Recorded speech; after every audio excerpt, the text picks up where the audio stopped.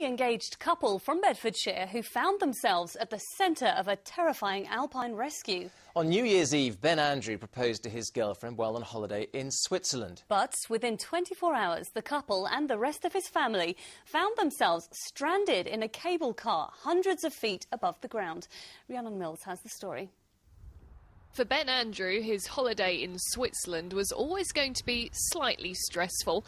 Planning to propose to his girlfriend Ruth Wymark, little did he expect to be left hanging on like this after getting stuck in a cable car off Europe's highest mountain. We just thought it'd be nice after I proposed to Ruth to go up to Zermatt to climb Matterhorn. Great views, perfect photo opportunities, but obviously it wasn't quite what we expected. No. It looks like something straight out of a James Bond film, doesn't it? Yeah, I guess it felt a bit like that, and they had to go up on the roof. And Back in Leighton, Buzzard, they told me that it all started when the weather started to close in. A 45-minute wait at the top of the mountain, and eventually they got a cable car.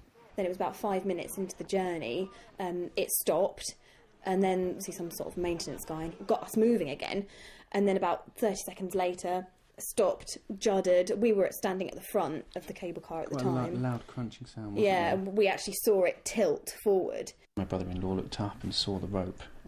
The cable had actually come off the guiding rail. For an hour and a half they were stranded with Ben's family and about 30 others. Then the helicopters came. Okay, Mum and Dad are about to get winched off a cable car. Yeah, it was a bit of a surprise. But yeah, it was really exciting. I mean, once I knew they were going to rescue us, I just sort of thought it's great, because I'd rather be on a helicopter winch than, you know, stuck in a cable car at minus 27. So I was just so terrified. As soon as they opened the doors and you could see out and just how high you were, I just thought I was going to be sick. And then sort of as we were just dangling across, I was just clinging on as tight as I could. Eventually they all got down safely, and it's given them some incredible holiday pictures. So you normally adventurous types then? I don't know. I wouldn't say I am at all. I've never been snowboarding or skiing or anything like that. I used to do rock climbing quite a bit, but yeah, I never imagined anything like this would ever happen. At least the proposal went to plan. Ruth said yes, and now they're getting ready for a wedding next year. And a honeymoon, maybe somewhere a little warmer. Yeah, I really want to go to the Amazon rainforest. I'm trying to talk her out of it. Although possibly just as risky. Rhiannon Mills, Anglia News in Leighton Buzzard. Say that again. How utterly terrifying. At least I want them to come through the actual roof at me rather than at the door. I think the quote of the programme has to be from Ben. He said, "I'd rather be on a helicopter winch than stuck on a cable at minus 27. That's put me off skiing for life. Dear. I also wonder, actually, how they actually worked out who was going to leave the helicopter on the winch to start off with first. It would be orderly queue. Nobody... Ladies first. Good news on the engagement, though. Yeah. Well, it's 14 minutes past 6. You're watching Tuesday's Anglia tonight. Up next, all the news. But before that, a 26-year-old man has admitted stabbing to death a disabled 62-year-old woman in Harlow last February. Scott Riley today changed his plea to guilty a week before his murder trial was due to start.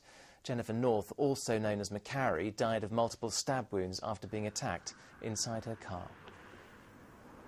A Norwich bouncer's been cleared of the manslaughter of a man who died after leaving a nightclub. Philip Ward received a fatal head injury after being pushed over by Stephen Hopkins. Well, today the jury accepted that he was acting in self-defence. Malcolm Robertson has this report. Accompanied by his wife Rachel, Stephen Hopkins walked free from Norwich Crown Court, cleared of killing Philip Ward, a 46-year-old grandfather from Drayton near Norwich. The incident happened outside this bar towards the end of May last year. As Philip Ward was leaving Chicago Rock Cafe, he was pushed by Stephen Hopkins. He fell backwards and struck his head on the pavement, suffering a fatal head injury. Today a jury accepted he'd acted in self-defence. A verdict the family and friends of Philip Ward say has devastated them. We would, in respect of Phil's memory, like to have it emphasised that, and this was agreed by the defence, that never at any time did my brother-in-law Phil show any aggression towards any person. His widow Mandy said she felt let down by the verdict. Totally. How do you tell a 4 and 6-year-old? But for Stephen Hopkins and his family, relief. I suspect there'll be an understandable sense of aggrievement and bitterness towards him. But 12 ordinary people have heard all the evidence, and they have objectively come to a decision that what he did on that particular evening was not unlawful. While Philip Ward's family try and pick up the pieces after their loss, Stephen Hopkins plans to resume his job as a doorman. Malcolm Robertson, Anglia News, Norwich Crown Court. An investigation is underway after an ancient Essex church was badly damaged by fire. Smoke was seen coming from St Mary's in Shearing near Harlow at around 4:30 yesterday afternoon. The blaze has left the clergy and congregation reeling, as Tom Barton now reports. A church has stood in Shearing since the 12th century, but last night, for a few hours, it looked like its time was running out. Shortly after 4 o'clock, a passerby noticed smoke billowing out of the church's roof. She raised the alarm and 6 fire engines were sent to the scene. This morning we were with the local vicar when he returned to the church for the first time since the fire. Well, when I saw it last night, as the firemen were preparing to leave, it didn't look half as sad as it does this morning in the cold light of day. It was warm then because of the fire, now it's bitterly cold. Glass has gone from the windows. It's just the impression of sadness, but great relief that nobody was hurt. For much of the night, villagers like Irene and Chris Harris worked with firefighters to rescue some of the church's historic contents from the blaze, which is thought to have been started by an electrical fault. Many irreplaceable items, though, like this 700-year-old front door, were saved. But the devastation left behind is heartbreaking. I was just gutted, really. It's a tragedy, yes. The village people, we love our little church, and just couldn't believe it, really. Many people say the church is the congregation, not the building, and for the time being services will be held elsewhere in the village. Tom Barton, Anglia News at Shearing in Essex. Now then, over the past few weeks there's been plenty of doom and gloom over the weather, transport problems, grit shortages and more. But for some local businesses, the cold snap's been a bit of a godsend, as Martin Stew explains.